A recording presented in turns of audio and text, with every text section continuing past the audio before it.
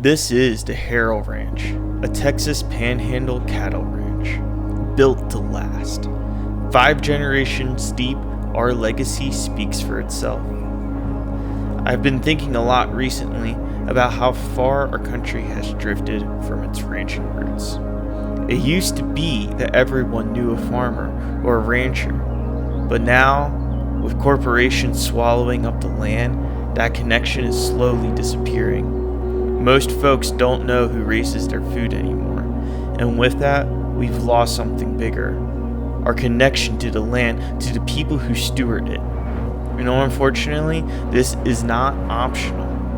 We need to fix it. That's because food is essential to life and we're dangerously disconnected. That's why this channel exists.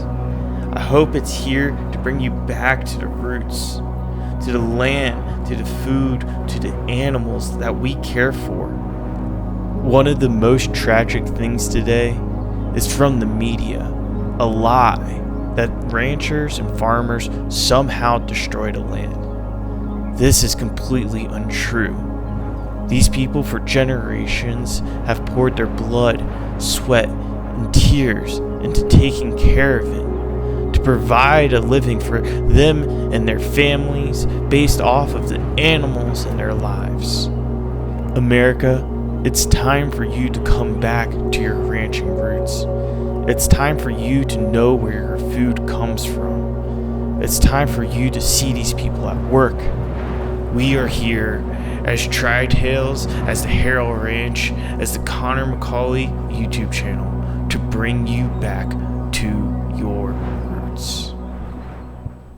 Okay, so we're going to jump into a little bit of some farming here. It's going to be really cool. I'm going to show you how a planter works. And it's just crazy contraption, and there's a lot going on to get a seed into the ground and to have it grow so that we can then nourish our animals with it, because we do both farming and ranching on Tri-Tales. But before we get into that, I wanted to explain a little bit of what you just saw there. This channel is now changing directions. I used to kind of think that this channel may get monetized, may blow up, but I'm realizing more and more as I get into this, I don't want to go after numbers. I want to go after stories. I want to go after an authentic feel. And I noticed from some other creators that I watch, kind of themes that pop up, and they're really inspirational to me. But as this channel goes on, I want the theme for this to be determination. And as I progress and become more determined, more and more to accomplish the things that are set in front of me. Now, you may have noticed I haven't had a video come out in a month, and I think that recently I have lost a little bit of focus. And it's hard for me. It's hard, and this is not an excuse. It's hard for me because I'm not a rancher. I'm not a farmer. I'm trying to learn this stuff from scratch. I'm originally from Pennsylvania. I lived in Colorado for a while, and that's where I met my beautiful wife, Helen, who introduced me to this world. And I'm becoming more acquainted with it. But there's a lot of different things going on in my life that I'm trying to balance it. And I'm not going to lie, I lost a little bit of focus. And I think that's because I put too much pressure on myself to form something for other people rather than forming something for myself, really. And that may sound selfish, but it's the passion, it's my drive within me. So this channel is going to be about connecting you to the roots of ranching, because I'm someone who is completely disconnected from it. And at times I get disconnected, even now, from it. And then I'm reminded through farming or through being with these animals what it's really about. It's a connection to the land that no one else can really get until you've done it, until you've lived there for a while. And I am privileged enough to have this experience. And my goal is to get it to you. Because right now in society, we're lied to. We're lied to by the government. We're lied to by environmental sciences that have no clue what they're talking about, people who just go to college and think they have this all figured out. And we want to pull away from that. We want to be authentic and real. No one cares for land and no one cares for animals as much as a rancher does. And that's just a fact. Yeah, maybe there's some examples out there of people who aren't so great, but the vast majority of them are amazing people. And anyways, so you're going to see a little bit of change in this YouTube channel. It may not necessarily all be about ranching, but as long as it's about determination, we're going to go on this journey together. So we're going to jump right now into some farming. This is a little bit more of an informative video, a little less storytelling, but it's still a really good video and you should check it out. By the way, you can buy our beef from our ranch. It's beef sourced from people who believe in the same thing that we do. It's sourced from American ranchers. It's not necessarily all our cattle from our ranch, but it's amazing and you should try it out if you can. But if you don't have money to support us in that sense, or you just don't want to buy our beef for whatever reason, you can support this channel and support our ranch simply by subscribing to this YouTube channel. So let's get into some farming right now. Well, we're out here working on the planter, getting ready to plant some Milo seed in the ground. We're going to do some no-till farming. And before we do that, we had to fix some fluted coulters over here. And you can see Sam, he's smacking in a race right here. So this is a thing that the bearings slide on. And he's using another race to put it in. And here we can show you the bearings. Here's your bearings. Those little wheels spin. They pack them full of grease. And those fluted coulters, that's the thing that's over here, right in front. The fluted coulter. And hopefully we're doing this probably tomorrow. It rained last night, so it needs to dry out a bit.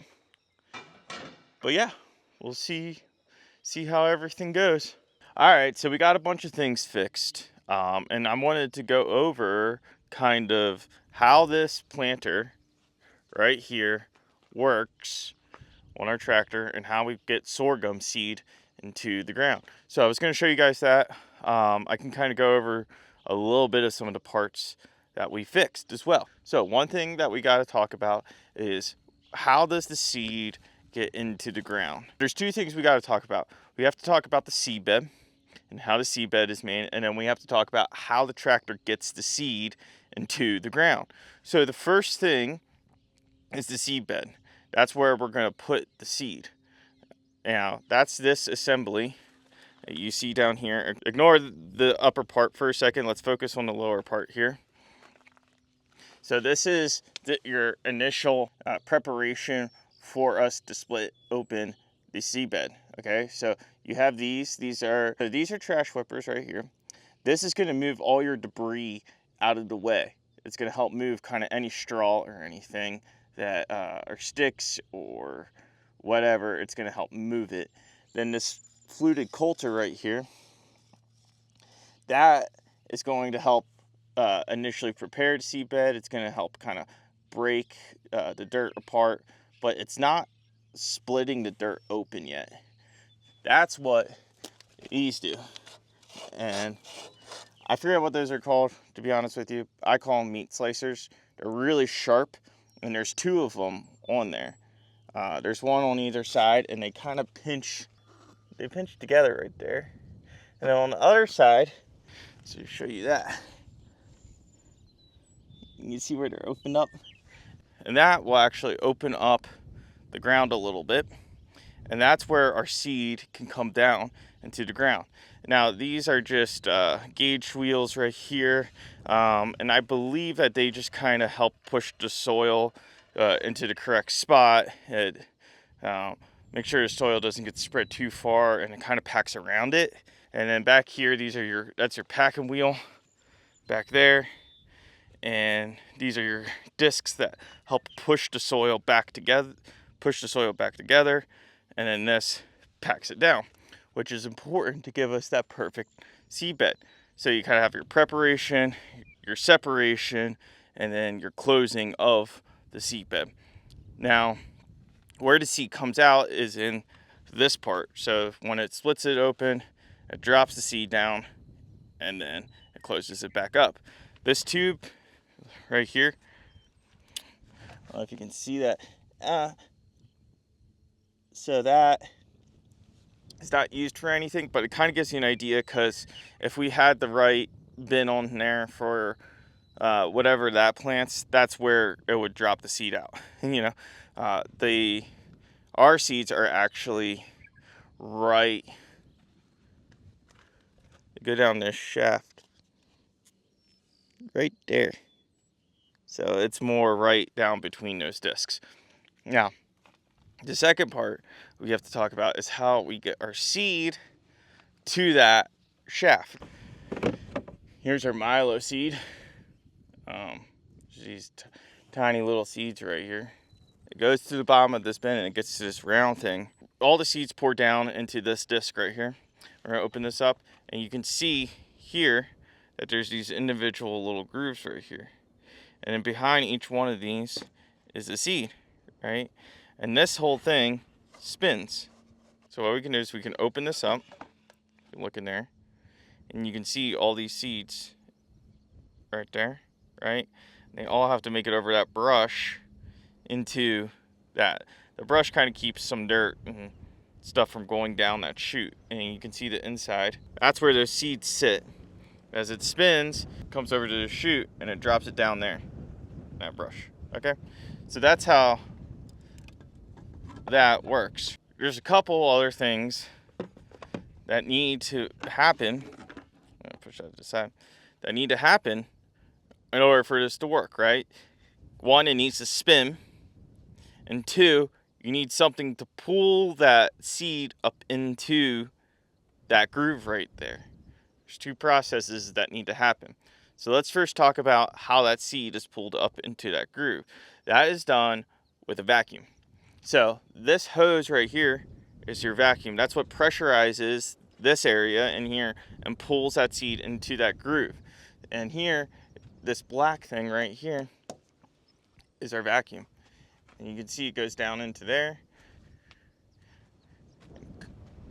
This is it right now. This is for the middle rows right here. And it comes all the way up to this vacuum right here. And that is powered from the tractor. Okay, so that's how the vacuum works. Now, we still have one other thing that we need to do and accomplish. We need this to spin. So how do we get it to spin? So here we have a drive shaft, right? And it goes down that way. And there's a couple of them actually. There's one over here as well. Actually, you can kind of see these drive shafts better. So here's the drive shaft. So this is the drive shaft right here.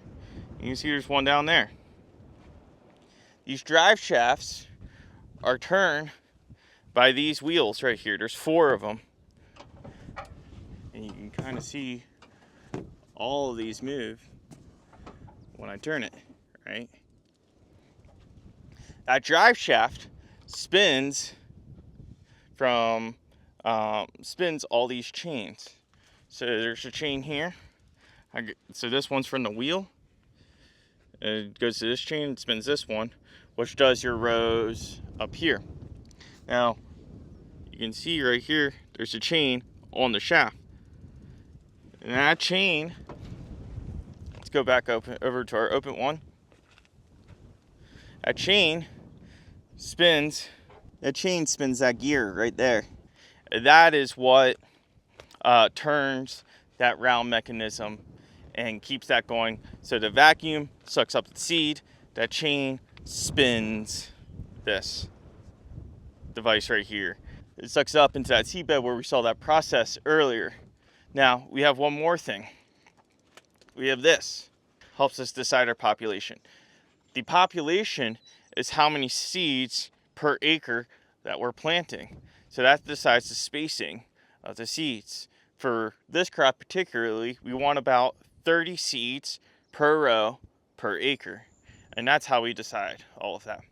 Okay, so you can kind of see that this is a complex machine, yet it's also kind of, oddly enough, very simple all at the same time.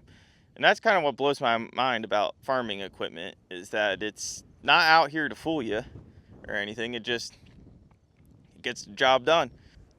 There you go. That's 12 rows.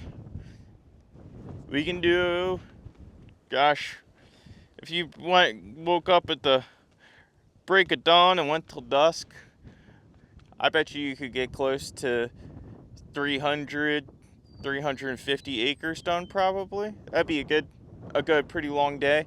You know, I think this field's about 210 acres, and I think you could do it in 8 hours. Let's move on. Let's go drive the tractor around. Let's put some seed in the ground and see what that's all about. We're farming. You're probably gonna think what I'm about to show you right here is pretty silly. And honestly, it kind of is, but there's a lot more to it than you probably think. So, this is the process of what's happening. Basically, we're going forward, right, down these rows, and the planter's right here, working behind us, and you can see those trash whips that we were working on earlier and talking about, spinning pretty fast, and they're kicking debris out of the way. And there's the vacuum system and the hopper bins holding the seed. The vacuum system's that black bar going across, and it's on this side right here. And this is a planter or a drill. There's the vacuum, that thing sticking out of the center there, the gauge, and you can kind of see the rows behind us being planted. And the silly part that I'm talking about is pretty much, you can see, no hand on the steering wheel. That's because the tractor's actually driving itself. And you can do that, well, Tesla's been doing it now for a little bit on roads, but tractors have been doing it for a long time because there's no traffic out here. And all this tractor needs to do is drive in a straight line. So for a long time, tractors really have been driving themselves. You can see right here, this is the system that does the self-driving. This is our little computer screen. All that green stuff right there, that's what I've done. And pretty much we just go over row by row, and it drives straight ahead. Well, that's that. I mean, it's a satellite system. That's what does it. There's an antenna on this tractor, and we just go. And the only thing I really have to do is turn the sucker around.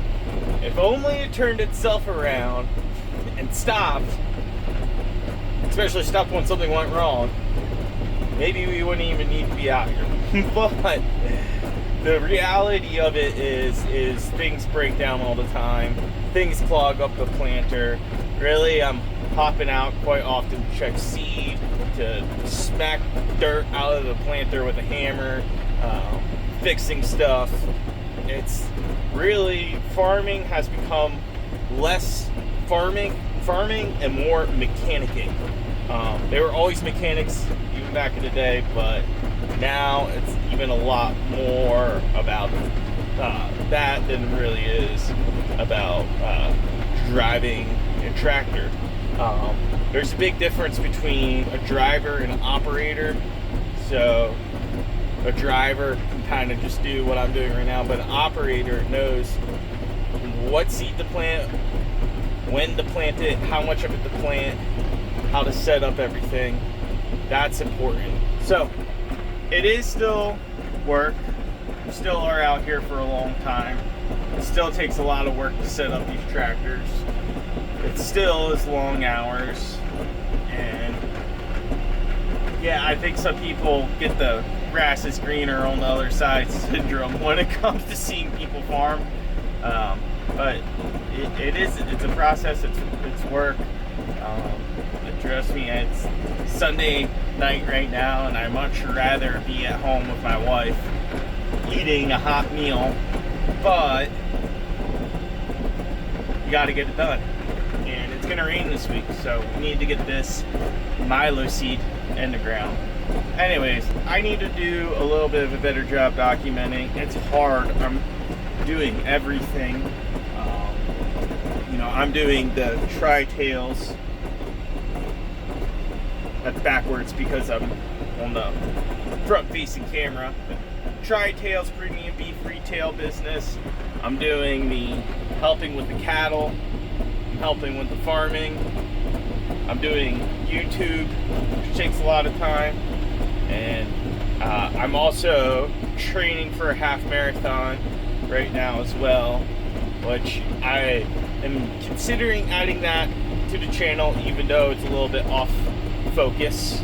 And sometimes YouTube channels, when they focus on too many things, they don't do so well. But to be honest with you, I'm not too crazy worried about viewers. I kind of want to just do what I want to do, and I think I may throw in some half marathon training because I think that's pretty cool, and running out here at the ranch is pretty cool. Anyways, because I'm filming on the phone, I had to turn the AC off so the mic could pick me up. It's probably still a little bit noisy, and I apologize for that, but I'm about to turn around the tractor up here. It's really hot in here. If you guys have been watching this whole video, thank you. Give a subscribe and watch some other videos that I've done. They're probably a little bit more interesting than this one. And I'll see you guys next time.